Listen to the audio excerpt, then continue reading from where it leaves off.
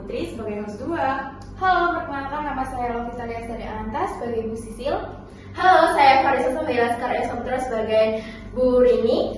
Halo, saya Nana Saska Widianto, berperan sebagai Bu Dewi.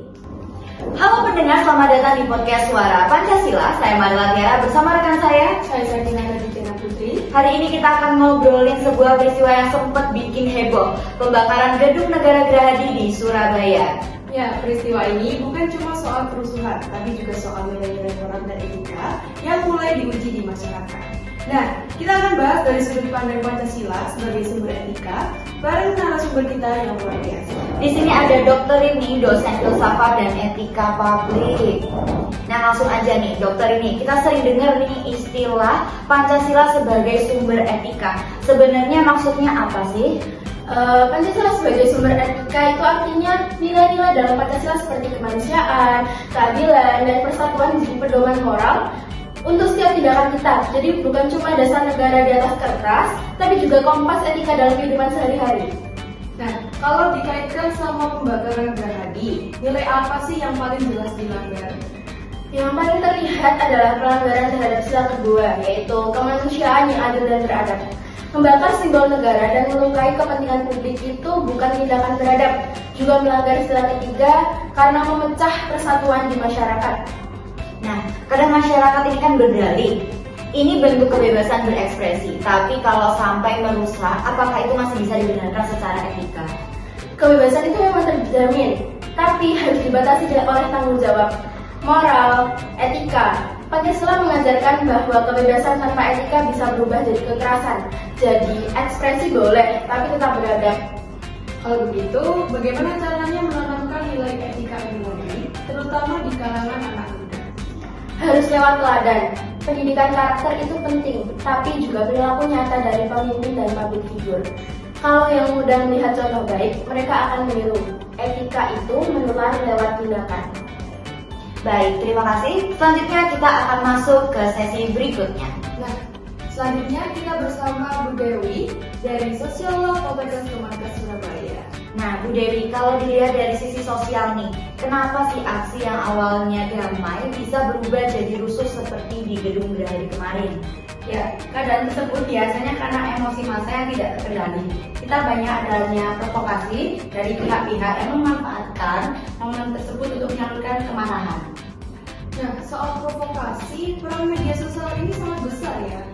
Ya, kalau menurut saya pribadi itu sangat besar karena mempercepat penyebaran emosi dan informasi, tapi juga hoax.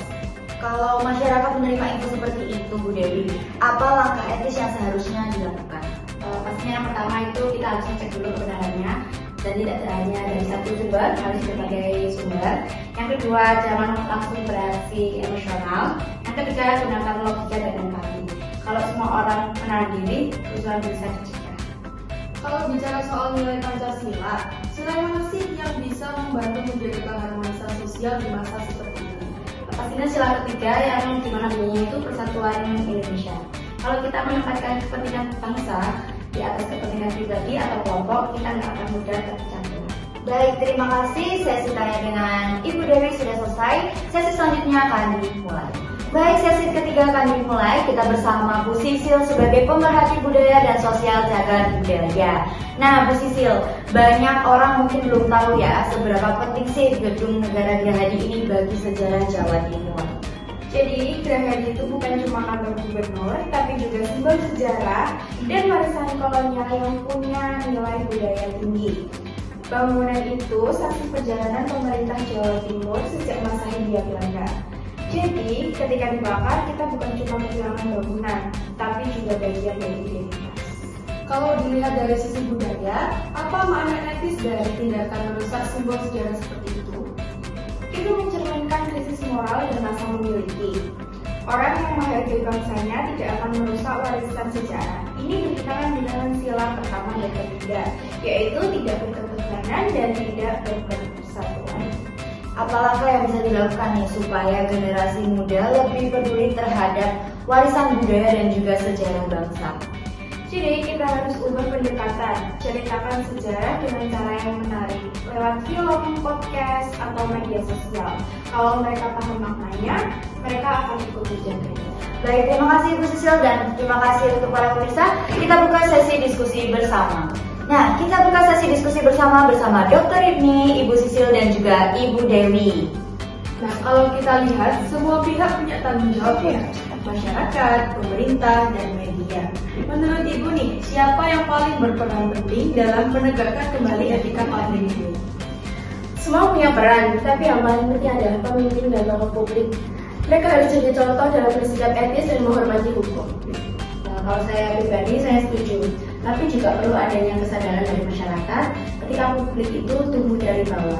Kalau rakyatnya santun dan berempati, suasana sosial akan lebih damai. Dan jangan lupa, budaya kita sendiri sudah kaya dengan nilai-nilai etika, seperti gotong royong, sopan santun, tegang rasa. Tinggal kita mau menunjukkan lagi atau tidak. Dari obrolan kita siang hari ini jelas banget bahwa Pancasila ini bukan sekedar hanya simbol, tapi panduan untuk yang nyata. Kalau nilai-nilainya diterapkan dengan baik, konflik seperti pembakaran Gerahadi tidak akan pernah terjadi. Betul. Semoga kejadian ini jadi pelajaran berharga buat kita semua bahwa kemarahan dan kekerasan tidak akan pernah membawa solusi. Etika, empati, dan dialog adalah kunci menjaga persatuan Indonesia. Terima kasih banyak untuk narasumber kita siang hari ini, Ibu Rini, Ibu Dewi, dan juga Ibu Sisil. Dan juga buat teman-teman pendengar sekalian, sampai jumpa di episode berikutnya di Suara Pancasila. Tetap beretika, tetap bersatu, dan tetap cinta Indonesia. See you!